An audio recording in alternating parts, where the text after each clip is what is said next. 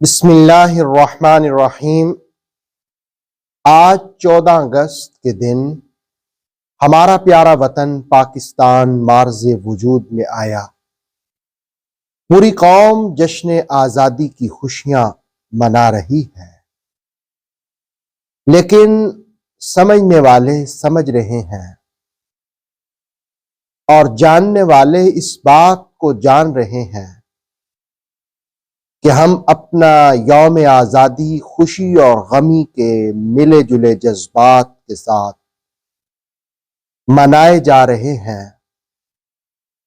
وطن سے محبت اور پیار کیا چیز ہے؟ رسول پاک صلی اللہ علیہ وآلہ وسلم نے اس بارے میں کیا ارشاد فرمایا، اور یہ وطن کس لیے بنایا گیا تھا؟ اس میں شک نہیں ہے کہ یہ علامہ ڈاکٹر محمد اقبال علیہ رحمہ نے جو خواب دیکھا تھا، اس کی تعبیر پاکستان کی صورت میں قائد اعظم محمد علی جناح علیہ رحمہ نے قائم فرمائی تھی۔ اس وطن بنانے کا مقصد کیا تھا؟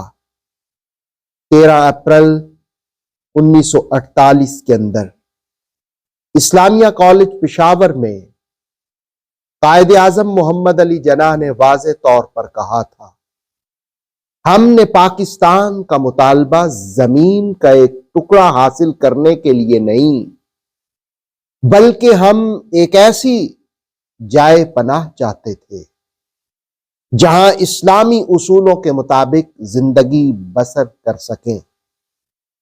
قائد اعظم خطاب کی روشنی میں ہم یہ بات جان سکتے ہیں کہ قیام پاکستان کا مقصد اسلامی اصولوں کے مطابق زندگی گزارنا ہے، اور ہم امید رکھے ہوئے ہیں کہ اللہ کرے گا اس وطن کے رہنے والے یہ بہاریں دیکھیں گے۔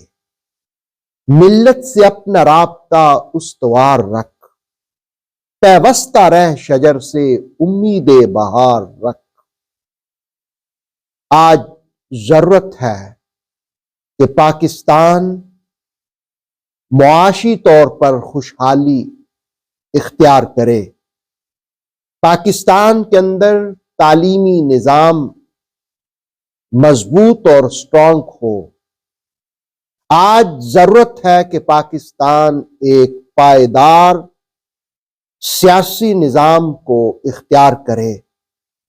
آج ضرورت ہے کہ بین الاقوامی سطح پر پاکستان کا وقار بحال ہو۔ اس سلسلے میں کسی ایک کی نہیں بلکہ ہر اہل وطن کی ذمہ داری ہے کہ اپنے وطن کے مفاد کو مد نظر رکھیں، قول و فعل کے تضاد سے نکلیں، مفاد عامہ کا خیال رکھیں۔ اور میں یہ جستجو کروں گا، خدا کرے میری ارض پاک پر اترے وہ فصل گل جسے اندیشہ زوال نہ ہو۔ وطن سے محبت رسول کریم صلی اللہ علیہ وآلہ وسلم کی سنت ہے۔ رسول پاک علیہ السلام جس وقت مکہ سے ہجرت کر رہے تھے تو آپ فرما رہے تھے کہ ما اطیبک من بلد، کتنا پاکیزہ شہر ہے، وَأَحَبَّكَ إِلَيَّ، تو مجھے کتنا محبوب ہے۔ اگر میری قوم مجھے تجھ سے نکلنے پر مجبور نہ کرتی، ما سکنت غیرک، تو تیرے علاوہ کہیں سکونت اختیار نہ کرتا۔ گویا یہ الفاظ رسالت مآب صلی اللہ علیہ وسلم کے وطن سے محبت سکھاتے ہیں۔ اور پھر بخاری شریف کی وہ روایت کہ نبی صلی اللہ علیہ وسلم اذا قادم من سفر، جب کسی سفر سے واپس لوٹتے، فنظر الى جدرات المدینہ، मदीना तैयबा की दीवारें देखते, औदा राहिलती, और दूसरी रिवायत के अल्फाज है औदा नाक़ता, आप अपनी ऊंटनी को तेज कर लेते, व इन कान दाब्बा हर्रकहा मिन हुब्बिहा, अगर किसी और सवारी पर होते तो उसे भी एड़ी लगाते और उसको तेज करते ताकि अपने वतन के शौक में जल्दी वतन पहुंचे। तो ये वतन से मोहब्बत करना मुसलमानों हमारे आका सल्लल्लाहु अलैहि वसल्लम की सुन्नत है।